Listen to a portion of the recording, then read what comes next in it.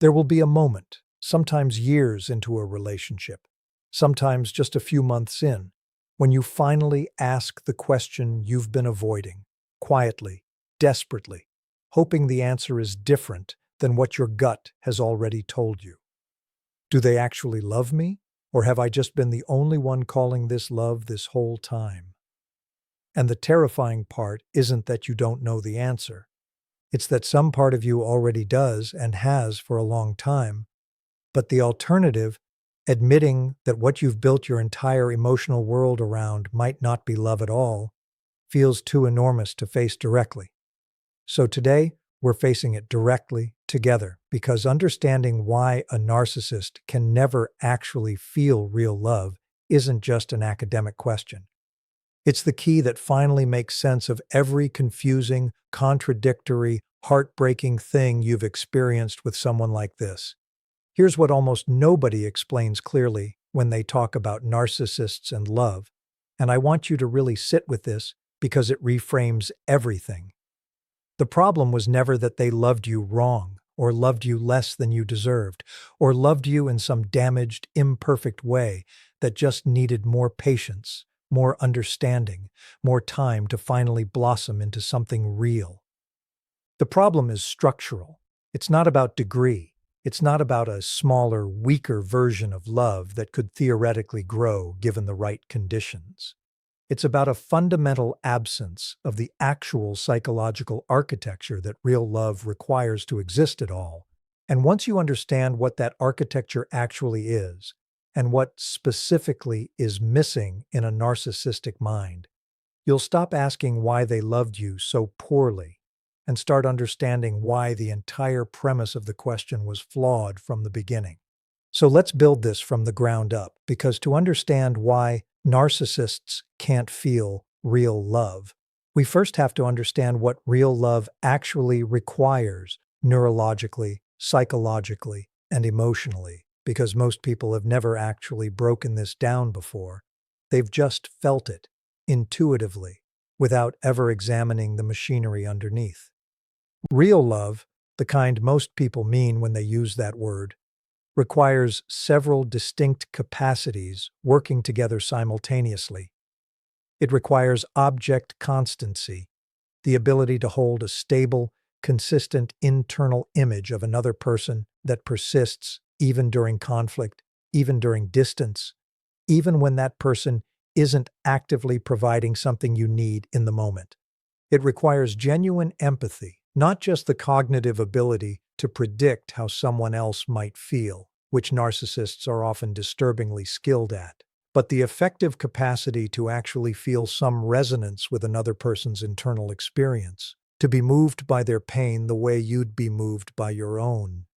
It requires a stable sense of self that doesn't depend entirely on another person's reflection to feel real, because without that stability, any relationship becomes less about connecting with another person and more about using them to regulate your own fragile sense of existing. And it requires the capacity for genuine vulnerability, the willingness to be truly seen, flaws and all, without needing to control how that seeing happens every step of the way. Now here's where things get genuinely important to understand, because a narcissistic psychological structure is, almost by clinical definition, missing or severely impaired in every single one of these four capacities. Not one or two. All four working together, or rather, failing to work together, which is exactly why what looks like love from a narcissist so often falls apart in exactly the same patterns, over and over, regardless of who the specific partner is. Because the missing architecture isn't specific to you, it's specific to them, which means the outcome was never actually about whether you were lovable enough, patient enough, understanding enough. It was always going to unfold this way with anyone because the capacity required to sustain something different was never present to begin with. Let's talk about object constancy first, because this is one of the most important pieces to understand, and one of the most painful once you fully grasp it. Object constancy is what allows a securely attached person to feel connected to someone even when that someone disappoints them, even when they're angry at them, even when distance or conflict temporarily disrupts the relationship. A person with healthy object constancy can think, in the middle of a fight, I'm furious with you right now, and I still love you, and this conflict doesn't erase everything we've built together. This stability is what allows real relationships to survive disagreement, to survive distance, to survive the ordinary imperfection of two separate people trying to build something together. Narcissists, due to how their psychological development unfolded, typically lack this capacity almost entirely, which means that in their internal world, you don't exist as a stable, consistently held person when you're not actively in front of them, providing something, agreeing with them, admiring them, or serving some function in the moment. This is why the switch from idealization to devaluation can happen so fast, so completely, so disorientingly, because there was never a stable internal image of you holding steady underneath the surface fluctuations. There was only ever the immediate function you were serving, moment to moment, and when that function shifted, so did their entire relationship to who you were in their mind.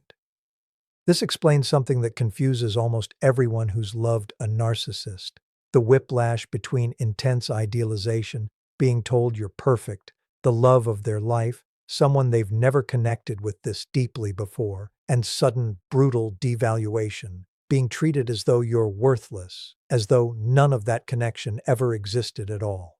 From the outside, this looks like manipulation, like a calculated switch designed to keep you off balance. And sometimes, to some degree, there is strategic manipulation involved. But underneath the strategy, there's something more fundamental happening, a genuine absence of the stable internal thread that would normally hold the person I love and the person I'm currently frustrated with together as the same continuous person. Without object constancy, those become two entirely separate categories, and a narcissist can move between them with a completeness that feels, to anyone on the receiving end, almost impossible to comprehend. Because for you, that thread never broke. For them, it was never fully there to begin with. Now let's talk about empathy, because this is where a lot of people get confused, because narcissists can seem, at least initially, remarkably empathetic. They know exactly what to say when you're hurting. They can predict your emotional needs with startling accuracy sometimes. Doesn't that count as empathy? Here's the crucial distinction that explains why it doesn't, at least not in the way that matters for sustaining real love. There are two different components to what we typically call empathy. Cognitive empathy is the ability to understand intellectually what someone else might be feeling, to predict their emotional responses, to know what would comfort them or upset them. Affective empathy is something different entirely. The actual felt experience of being moved by another person's emotional state, feeling some genuine echo of their pain or joy inside yourself. Narcissists often have highly developed cognitive empathy, sometimes even more finely tuned than the average person, precisely because reading and predicting other people's emotions has been such a crucial survival and manipulation tool throughout their entire life. But affective empathy, the actual felt resonance, the thing that makes someone genuinely moved rather than just strategically informed, is typically severely underdeveloped or absent entirely. This distinction explains so much about the confusing experience of loving a narcissist. It explains why they could say exactly the right words during a vulnerable moment, words that sounded so perfectly attuned to what you needed to hear, while somehow, simultaneously, feeling completely hollow, completely disconnected from any genuine emotional presence behind those words. You weren't imagining that hollowness. You were correctly perceiving the gap between cognitive accuracy and effective absence, a gap that most people have never been taught to name, which is exactly why it took so long to trust what you were sensing rather than dismissing it as your own paranoia or ingratitude. Now let's talk about the third missing piece, a stable sense of self that doesn't depend on external reflection. This might be the single most important piece to understand because it explains why narcissistic relationships follow such a specific, painful trajectory almost every single time. A person with a genuinely stable sense of self can love someone without needing that person to constantly validate their worth, their attractiveness, their intelligence, their value as a human being. Love, for someone with this stability, adds richness to an already whole life. It doesn't fill an emptiness that would otherwise consume them.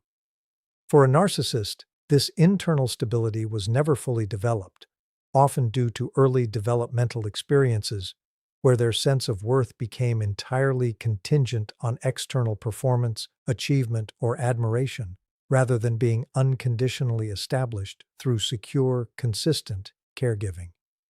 This means that every relationship a narcissist enters isn't actually built around connecting with a separate, autonomous person. It's built around finding a source of the external validation their own psychological structure cannot generate internally. This is why narcissistic relationships so often feel less like mutual connection and more like being used, even in the earliest, most idealized stages, even when it's dressed up in language that sounds exactly like devotion. Because functionally, structurally, that's exactly what's happening. You're not being loved as a separate person with your own inner world worth genuinely knowing. You're being consumed as a source of the stability their own psyche cannot produce on its own. And this explains why the relationship's temperature shifts so directly in relation to how well you're currently serving that function, why praise flows freely when you're providing exactly what's needed, and why coldness, criticism, or punishment emerges the moment that supply decreases, disappoints, or simply becomes too familiar to feel novel anymore. And this brings us to the fourth missing piece, genuine vulnerability, the willingness to be truly seen without needing to control the narrative every step of the way.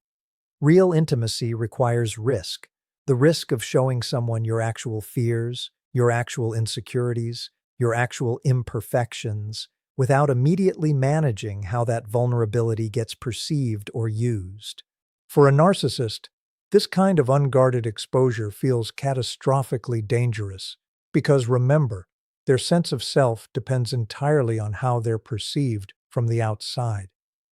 Genuine vulnerability threatens the carefully constructed image that's been holding their entire psychological structure together.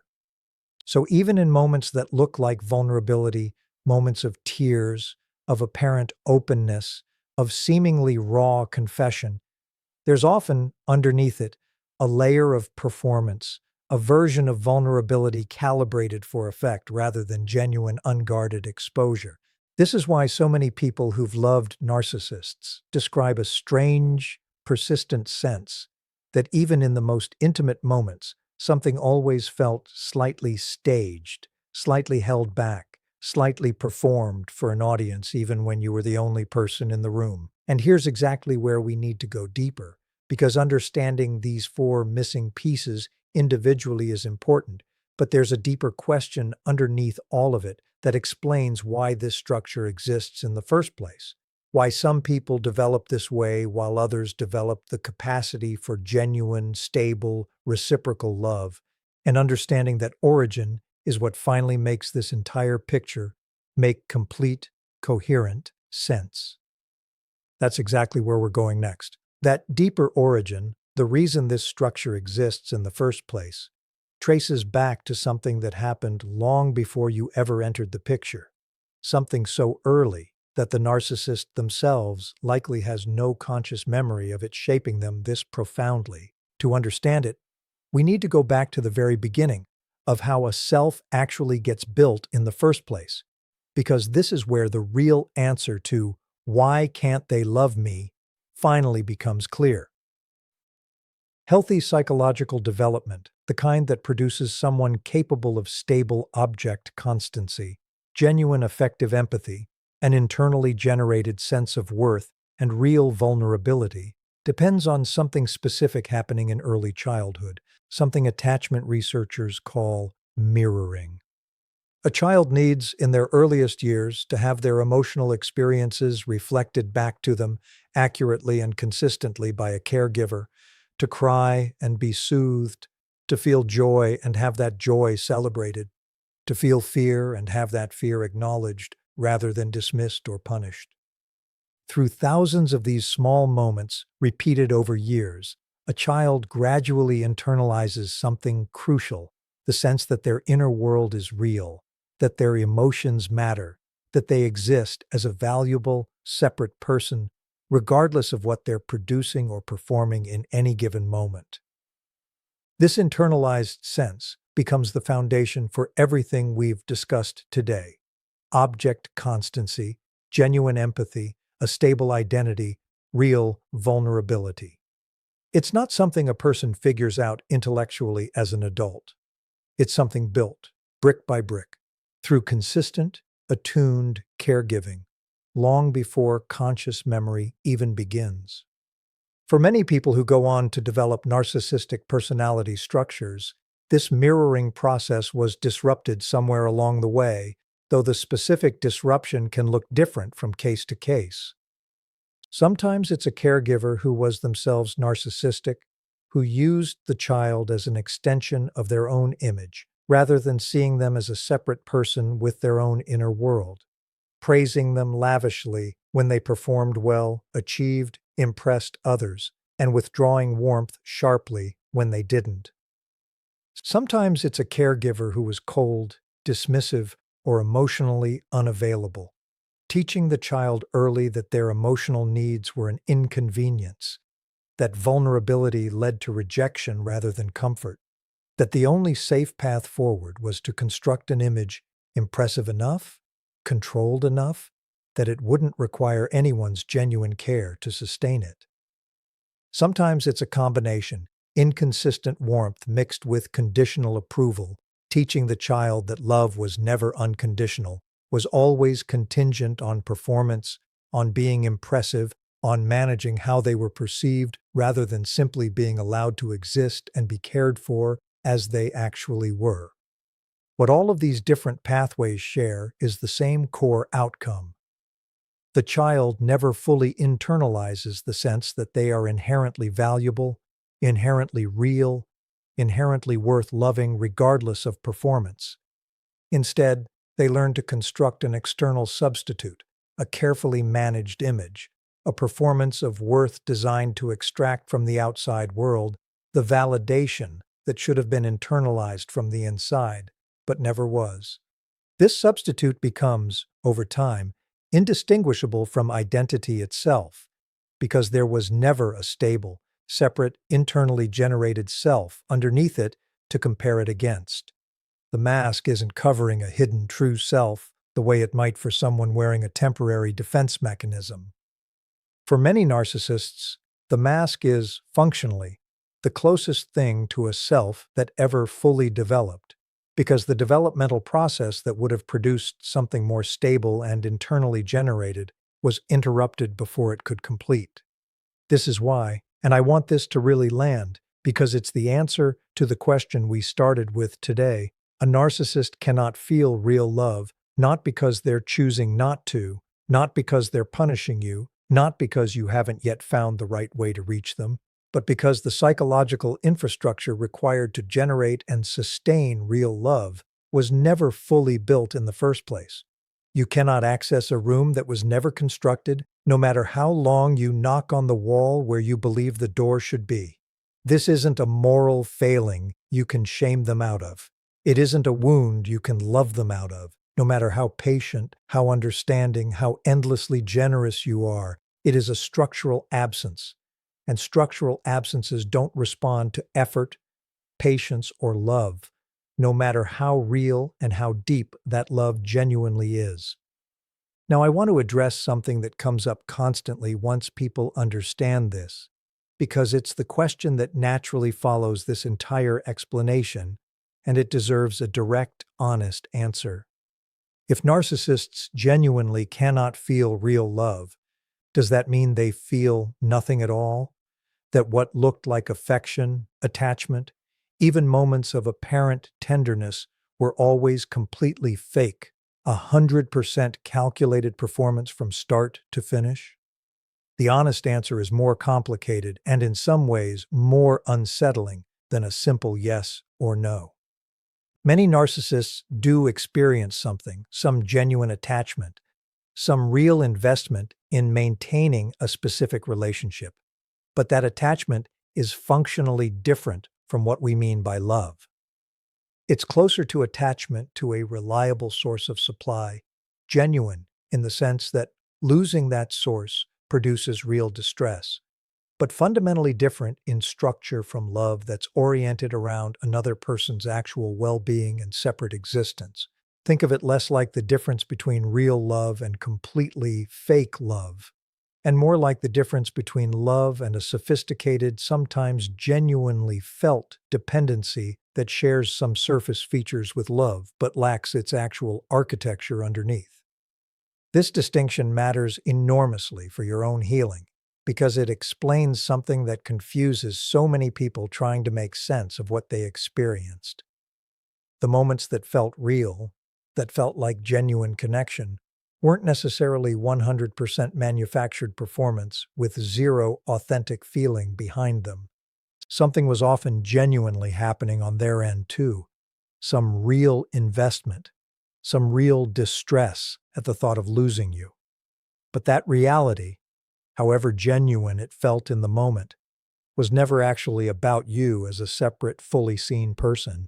It was about what you represented, what you provided, what role you filled in a psychological structure that needed external supply the way a body needs oxygen. Understanding this doesn't mean everything you felt was a lie you told yourself. It means the thing you were responding to, real as your own love was never quite what you believed it to be on the other side of the exchange. I know this is a heavy thing to sit with, and I want to be honest about something else too, because it matters for how you carry this information forward. Understanding all of this, the missing object constancy, the absent affective empathy, the externally dependent sense of self, the performed rather than genuine vulnerability, and the early developmental origins underneath all of it, is not meant to generate endless compassion that keeps you tethered to trying harder, staying longer, believing that enough understanding on your part might somehow compensate for architecture that simply isn't there. Compassion for how someone got this way and continued exposure to the damage that structure causes are not the same thing, and they don't have to coexist in your life. You can understand exactly why someone became incapable of real love, feel genuine sorrow for whatever happened to them that produced this outcome, and still, simultaneously, absolutely require yourself to stop offering something that was never going to be received the way it deserved to be. So where does this leave you if you've spent months or years loving someone who was never able to fully receive that love the way you were giving it? I want to offer you something important here, because it's easy, after an explanation like this, to feel like your love was somehow wasted, poured into a container that could never hold it, and therefore pointless. I want to push back on that firmly, because it isn't true. Your capacity to love this deeply, this genuinely, this completely, was never wasted just because it was directed towards someone incapable of receiving it fully. That capacity is still yours. It's still real.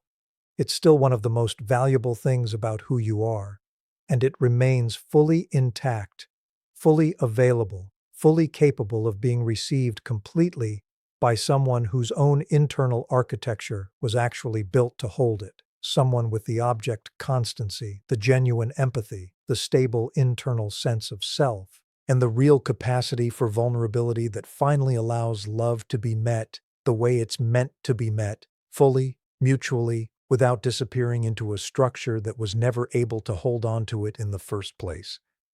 Because here's the truth I want you to walk away with today, and I think it might be the most important thing in this entire conversation. The absence you experienced in that relationship was never about the size or depth or worthiness of the love you were offering. It was entirely about the capacity on the other end to receive it. Your love was never the problem. It was always, from the very beginning, simply looking for a home that was capable of holding it. And that home was never going to be found in a structure that was missing the very foundation required to hold anything at all.